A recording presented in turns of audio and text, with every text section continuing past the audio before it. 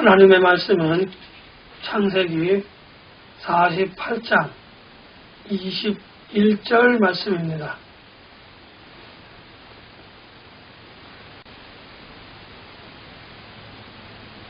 이스라엘이 요셉에게 또 이르되 나는 죽으나 하나님이 너희와 함께 계시사 너희를 인도하여 너희 조상의 땅으로 돌아가게 하실 것이다. 창세기 48장 아주 중요한 장입니다. 왜냐하면 아브라함으로부터 시작되어져서 이삭 그리고 야곱에 이르는 흔히 말하는 성경에서의 족장 시대가 마무리되는 부분이기 때문입니다. 족장 시대가 마무리된다고 하는 것은 이제 우리가 성경의 역사를 보면 그 다음에 이어지는 12지파, 출애굽기에서 많이 다뤄지고 있죠. 12지파가 시작된다는 것입니다. 족장 시대의 끝은 이제 하나님과 언약의 백성들의 통로의 끝이 아니라 한 박자 쉬고 새로운 시대를 열어가시고자 하는 하나님의 섭리가 담겨있는 그러한 부분이라고 말씀드릴 수 있습니다. 이제 족장의 시대가 마무리되어져 가면서 마지막 족장 시대의 족장이었던 야곱이 그의 아들 요셉에게 유언을 남깁니다. 또 유언을 남기면서 그의 아들인 에브라임과 므낫셋에게 축복을 하는 그러한 장면이 나오는 곳이기도 합니다. 저는 지난번에 33장, 35장을 설교하면서 이제 야곱의 12아들 때문에 12지파가 생겨난다 이렇게 말씀을 드렸습니다. 그런데 성경에서 12지파를 가만히 살펴보면 야곱의 아들이었던 요셉 지파라고 하는 지파는 존재하지 않는 지파입니다. 그런데 오늘 요셉이 이제 야곱의 죽음을 앞두고 야곱에게 데려온 두 아들 므낫셋과 에브라임, 이 두 지파는, 이 두 사람의 이름이 지파의 이름이 되어져서 요셉 지파를 대신해서 므낫셋 지파와 에브라임 지파라고 하는 지파가 생성되어진다고 하는 것을 눈여겨볼 필요가 있습니다. 이제 하나님께서 족장시대를 닫으시면서 12지파의 근간이 되어지는 그 12지파의 근간이 되어지는 마지막 작업을 완성하시면서 족장시대가 그렇게 마무리되어지는 것입니다. 저는 오늘 족장시대가 마무리되어지면서 하나님께서 아브라함과 이삭 그리고 야곱을 통해서 우리들에게 해주시고자 하시는 말씀, 아니 특별히 야곱이 축복하는 그 축복의 장면을 통해서 하나님께서 우리에게 무엇을 말씀하시고자 하는지 그 부분을 가만히 돌이켜보고 가만히 살펴보면서 오늘 우리가 어떻게 살아야 하는지, 우리가 무엇을 위해서 살아야 하는지 한번 되짚어 보고자 합니다. 야곱이 그의 손자인 므낫셋과 에브라임에게 이야기를 합니다. 요셉에게도 이야기를 합니다. 오늘 본문에 있었던 이야기, 본문에서 읽은 부분들은 야곱이 요셉에게 이야기하는 부분입니다. 오늘 가장 중요한 말은 하나님이 너희와 함께 계시사 너희를 인도하여 너희 조상의 땅으로 돌아가게 하실 것이다 이렇게 말씀하셨다는 겁니다. 야곱의 이 말을 한 배경에는 이제 예루살렘을 중심으로 한 중동 땅에는 아마도 잦은 기근이 있었던 것 같습니다. 잦은 가뭄이 있었던 것 같습니다. 아브라함이 이집트로 내려갔고요. 오늘 본문에 보면 야곱 또한 그의 아들들과 그의 모든 자손들, 식솔들을 데리고 이제 애굽의 총리가 있는 애굽의 총리였던 요셉이 있는 애굽의 땅으로 내려가는 그러한 모습을 우리들에게 보여줍니다. 이제 애굽의 땅으로 돌아가서 그곳에서 동화되어져서 그곳에 살기를 원하지 않으셨던 하나님께서는 야곱의 입술을 통하여서 내가 너희들을 조상의 땅으로 반드시 데려갈 것이다라고 확언을 해 주십니다. 그러면서 요셉에게 아브라함에게 하셨던 약속, 이삭에게 하셨던 약속, 요셉에게 하셨던 약속을 다시 한번 확인시켜 주시고, 그리고 아브라함과 야곱과 이삭에게 하셨던 그 약속의 말씀을 그의 두 아들인 므낫셋과 에브라임에게도 그대로 이야기를 해 주십니다. 그리고 이제 이들이 애굽으로 내려간 지 대략 400년, 좀 더 정확하게 이야기한다고 한다면 성경 어떤 부분에서는 대략 430년이라고 이야기를 합니다. 이렇게 긴 시간 동안 그들은 애굽에서 종살이를 하며 히브리 민족으로 그렇게 살아가게 되어집니다. 그리고 마침내 모세를 통하여서 다시 하나님께서 모세를 통해서 히브리 민족을 이끌고 그들을 다시금 가나안 땅으로 인도하시는 모습이 이제 창세기 다음 권인, 다음 성경인 출애굽기에 기록되어져 있습니다. 오늘 하나님께서 너희 조상의 땅으로 너희들을 돌아가게 하실 것이다 라고 하는 그 말씀은 참으로 우리에게 위로가 되고 우리에게 힘이 된다는 말씀을 먼저 드리겠습니다. 지난 시간에 저는 하나님께서는 당신이 선택한 그 성도들, 그 백성들이 어려움과 고난과 고통 가운데에 있도록 내버려 두지 아니하시고 불꽃 같은 눈동자로 지키시고 또 능력의 팔로 안위하여 주신다고 하는 것을 저는 여러분들에게 분명하게 말씀을 드렸습니다. 마찬가지로 하나님께서는 대략 400년 전의 기간을 이스라엘 백성들이 애굽에서 고생하고 고통받는 것을 가만히 지켜보시고 아무런 것도 하신 것 같지 않으시지만 400년이라고 하는 시간을 통하여서 이스라엘 백성들을 교훈하시고 이스라엘 백성들에게 하나님의 가나안 땅으로 다시 돌아갈 수 있는 그러한 준비 기간을 두었다고 하는 것을 우리는 기억해야 될 필요가 있습니다. 이제 하나님께서는 야곱을 통하여 장자권이라고 하는 그 권한을 이제 요셉에게 주셨고 또 요셉을 통하여 그의 아들인 므낫셋과 에브라임에게 그것을 주시고자 합니다. 아니, 야곱의 입장에서는 야곱이 병이 들어서 누워 있는데 그곳에 문병온 요셉과 그의 두 아들 므낫셋과 에브라임이 자기에게 찾아왔다고 하는 그 소식을 듣고 침상에서 벌떡 일어났습니다. 그리고 그들에게 축복을 하는 그러한 기도를 해주게 되어집니다. 그런데 중요한 것은 요셉이 결혼하여 난 그 아이들은 혈통적으로 봤을 때 순수한 그런 이스라엘 백성들이 아닌 이스라엘 민족이 아닌 그런 혼혈인이었다고 하는 것입니다. 요셉의 아내가 누가 결혼하였는지는 지금 정확하게 제가 기억을 할 수는 없지만 아마도 애굽 민족의 여인과 결혼을 했었던 것 같습니다. 그래서 낳은 두 아들, 이방 민족의 피가 섞인 그런 아들이 하나님의 언약의 백성이고 하나님의 구속사적인 관점에서 봤을 때 중요한 12지파의 그 이름이 기록되어진다고 하는 것은 하나님께서 야곱을 통하여 또 요셉의 육적인 혈통을 통하여 구원을 이루어 가신다고 하는 것을 우리들에게 보여주고 있는 것입니다. 먼저는 가장 중요한 것은 야곱이 이제 므낫셋과 에브라임을 축복할 때에 야곱은 하나님의 섭리를 잘 깨달아 큰아들에게 오른손을 작은아들에게 왼손을 얹어 축복하는 것이 아니라 당연히 오른손의 자리에 있었던 큰아들에게 왼손을 얹었고 왼손을 얹어야 할 작은아들에게 오른손을 얹어 축복하려고 하는 그 모습을 보고 요셉이 깜짝 놀랐습니다. 그러고 아버지를 말립니다. 아버지, 지금 손의 위치가 바뀌었습니다. 아버지, 지금 잘못된 것입니다. 바르게 고쳐주십시오. 라고 아버지에게 간청을 드립니다. 그럼에도 불구하고 야곱은 요셉의 말을 무시하며 내가 이렇게 하는 것은 내 뜻이 아니다.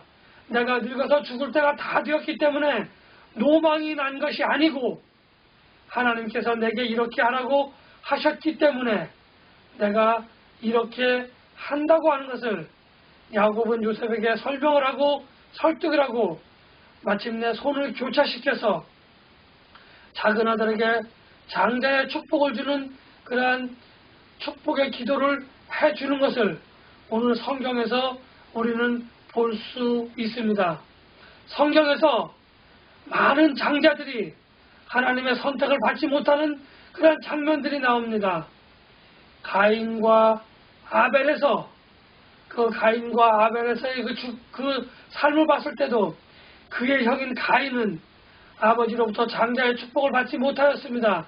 아니 아버지로부터 받은 것이 아니라 하나님으로부터 장자의 축복을 받지 못하였습니다. 또 에서와 야곱의 모습을 봤을 때도 장자였던 에서는 둘째 아들이었던 야곱에게 그 장자의 권한을 뺏기는 모습을 우리는 성경에서 볼 수 있습니다. 또 아브라함도 그랬고요. 또 이스마엘을 택하지 아니하시고 이삭을 택하신 하나님의 모습을 봐서도 많은 장자들이 그 장자권을 온전하게 계승하지 못하는 모습을 성경에서 우리는 볼 수 있습니다. 그것이 무엇을 말하는지 우리는 잘 깨달아 알아야만 합니다. 반드시 장사라고 해서 혈통적으로 장자라고 해서 하나님은 그 장자에게 무조건 축복권을 주고 그 장자에게 장자권을 주는 것이 아니라 하나님께서는 혈통적인 장자를 무시하시고 하나님이 보시기에 좀 더 아름다운 그 사람이 둘째 아들이 되었든지 셋째 아들이 되었든지 넷째 아들이 되었든지 상관없이 하나님이 보시기에 기뻐하시고 하나님이 보시기에 인정할 만한 사람에게 그 장자의 권한을 넘기신다고 하는 그러한 축복의 말씀을 오늘 여러분들과 저에게 해 주시고 계신 것입니다. 나는 장자니까 당연히 나는 장자가 하나님이 기뻐하시지 않는 사람이고 내가 둘째 아들이니까 나는 당연하게 장자의 권한을 받을 수 있어 라고 생각하시고 있는 분이 계시다고 한다면 우리는 그 부분을 다시 한번 되짚어 볼 필요가 있다고 말씀을 드리는 것입니다. 하나님께서는 마땅히 그 권한을 누릴 수 있는 자격을 갖춘 자에게 장자의 권한을 주신다고 하는 것을 오늘 우리들에게 분명하게 말씀을 해주고 계십니다. 행여나 이곳에 장자의 권한을 가지고 계신 분이 있습니까? 혈통적으로 그렇다고 한다면 내가 영적으로도 과연 장자의 권한을 받아 누릴 수 있는 그 자격이 있는지 하나님으로부터 그러한 자격을 인정받았는지 하는 부분들을 되돌아보셨으면 좋겠다고 저는 말씀을 드리고는 것입니다. 야곱은 늙어서 이제 그 운명을 다하고 하나님의 부르실 그 날만을 기다리고 있었지만 몸이 아픈 가운데 있었지만 그는 비록 연약하고 쇠잔하여서 사리 판단을 제대로 못할 것 같은 단순하고 연약한 육체를 가진 야곱이었지만 그의 눈은 오늘 축복하는 그의 모습을 봤을 때 사람의 눈으로 세상을 바라보는 것이 아니라 하나님의 눈으로 세상을 바라볼 줄 아는, 그래서 우리가 많이 이야기하는 것처럼 나이가 들매 눈이 흐려지고 생각이 흐려져서 사리 판단을 잘 못할 것 같아 보였지만 그는 하나님의 섭리 가운데에 분명하고도 확실하게 하나님의 섭리를 이해하였고 그 섭리를 세상 사람들에게 보여주는 하나님의 섭리를 이뤄가는 도구로 사용되어졌다고 하는 것을 우리는 알 수 있습니다. 세상 사람들이 봤을 때에 저 노인네 노망이 났어, 저 노인네 망령이 났어 이야기할 수 있겠지만 그는 세상 사람들과 달리 그의 영혼은 총명하였고 그의 눈은 초롱초롱하여 사람의 눈으로 보지 못하는, 사람의 눈으로 알 수 없는 하나님의 섭리를 바라보고 그렇게 축복을 하였던 것을 우리는 기억해야 될 필요가 있습니다. 저는 여러분들에게 말씀드리고자 하는 것은 우리가 소중히 여기는 것, 우리가 귀중히 여기는 것은 참으로 많이 있습니다. 우리가 당연하다고 여기는 것들이 많이 있을 수 있습니다. 그러나 중요한 것은 우리가 중요하고 우리가 소중하게 여기는 것을 하나님께서는 아무것도 아니라고 보신다고 하는 것을 우리는 기억해야만 합니다. 저도 그렇고 여러분들도 그렇고 영적인 눈을 열어야 합니다. 영적인 귀를 열어야 합니다. 영적인 입을 열어서 하나님의 섭리를 바라보며 하나님의 사명을 감당할 수 있는 그러한 준비가 되어져야만 합니다. 야곱은 마지막 순간까지 하나님의 섭리를 잘 알았기 때문에 하나님이 자기에게 주신 그 사명을 잘 알았기 때문에 족장 시대를 마무리하면서 이제 12지파의 시대를 열어가기 위한 그 준비물로서의 그 도구로서의 사명을 감당하기 위하여 아프지만 그는 육신의 힘을 비축해 두었고 육신의 강건함을 전략해 두어져서 마지막 순간에 그는 모든 것을 다 쏟아놓고 그리고 하나님의 축복을 요셉을 통하여 또 요셉의 두 자녀에게 베풀며 이제 족장 시대를 마감하는 그러한 모습을 가지고 있습니다. 여러분들은 과연 무엇을 바라보고 계십니까? 하나님이 주시는 그 비전, 하나님이 주시는 그 사명, 하나님이 우리에게 알려주신 그 섭리를 이루기 위하여 무엇을 하고 계신지 한번 돌아보아야만 합니다. 흥청망청 세워라 내어라 그냥 지나가면 가는 것이지 라면 내게 있는 육신의 힘을 하나님의 사명이나 하나님의 섭리를 위하여 사용하는 것이 아니라 나 자신을 위하여 사용하다가 마침내 하나님께서 나에게 주신 사명을 깨달았을 때에 그것을 바라만 보고 행하지 못하는 그러한 불행의 시간을 불행한 운명에 여러분들이 속하지 않기를 그래서 지금부터라도 내 힘과 열정을 잘 준비하여 하나님께서 내게 주신 사명이 무엇인지 하나님이 내게 임한 그 섭리가 무엇인지 잘 깨달아 준비하실 수 있기를 여러분들에게 예수님의 이름으로 간절히 축복합니다. 이제 마지막으로 저는 한마디만 더 여러분들에게 말씀을 드리고 마치고자 합니다. 저는 처음 설교를 시작할 때에 하나님께서 야곱에게 하셨던 그 말, 야곱의 그 두 자녀들에게 하셨던 그 말, 하나님께서 너희 조상의 땅으로 돌아가게 하실 것이다 라고 그렇게 말씀을 드렸습니다. 하나님이 그렇게 말씀하셨습니다. 그리고 그것은 저와 여러분들의 큰 위로가 되고 큰 힘이 된다고 하는 것을 말씀을 드렸습니다. 왜일까요? 험하고 또 고통스러운 이 세상을 살아가는 우리들에게 있어서 영원한 안식처는 있을 수 없습니다.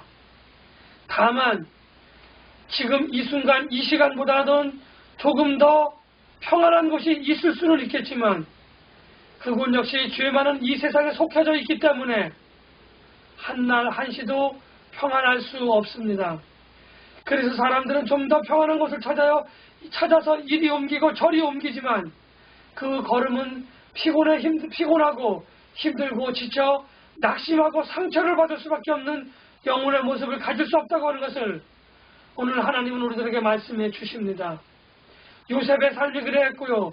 야곱의 삶이 그러했고요. 이삭의 삶이 그러했고요. 아브라함의 삶이 그러했습니다.